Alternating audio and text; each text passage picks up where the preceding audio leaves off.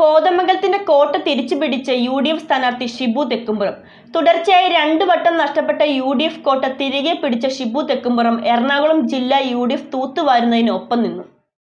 തുടർച്ചയായി 2 വട്ടം നഷ്ടപ്പെട്ട UDF കോട്ട തിരികെ പിടിച്ചിരിക്കുകയാണ് ഷിബു തെക്കുംപുറം. ജില്ല UDF തൂത്തുവാരിയപ്പോൾ 16,859 വോട്ടിന്റെ ഭൂരിപക്ഷത്തിലാണ് കോതമംഗലത്ത് കേരള കോൺഗ്രസിലെ ഷിബു തെക്കുംപുറം തെരഞ്ഞെടുക്കപ്പെട്ടത്. എതിർ സ്ഥാനാർത്ഥി LDFിലെ ആന്റണി ജോണിനോട് കഴിഞ്ഞ തവണ 6,605 വോട്ടിന് തോറ്റതിന്റെ മധുരപ്രതികാരമായി അതേ എതിരാളിയെ തന്നെ മികച്ച ഭൂരിപക്ഷത്തിൽ തറപറ്റിച്ചു. മണ്ഡലത്തിൽ UDFിന്റെ എക്കാലത്തെയും മികച്ച ഭൂരിപക്ഷമാണിത്. വോട്ടെണ്ണലിന്റെ ആദ്യ റൗണ്ട് മുതലുള്ള മുന്നേറ്റം അവസാനം വരെ ഷിബു തെക്കുംപുറം തുടർന്നു. നഗരസഭയിലും 8 പഞ്ചായത്തുകളിലും ലീഡ് UDFിന് തന്നെ. LDF ശക്തി കേന്ദ്രമായ നെല്ലിക്കുഴിയിലും മികച്ച മുന്നേറ്റം.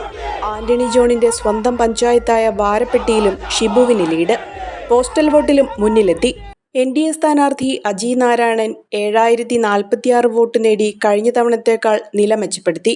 UDF കോട്ടയായി അറിയപ്പെട്ടിരുന്ന കോതമംഗലം 2016 CPM പാർട്ടി ചിഹ്നത്തിൽ ആന്റണി ജോണിനെ ഇറക്കി 19,282 വോട്ടിനാണ് പിടിച്ചെടുത്തത്. കഴിഞ്ഞ തവണയും വിജയം ആവർത്തിച്ച ആന്റണിക്ക് പക്ഷേ ഇക്കുറി UDF തരംഗത്തിൽ പിടിച്ചു നിൽക്കാൻ കഴിഞ്ഞില്ല.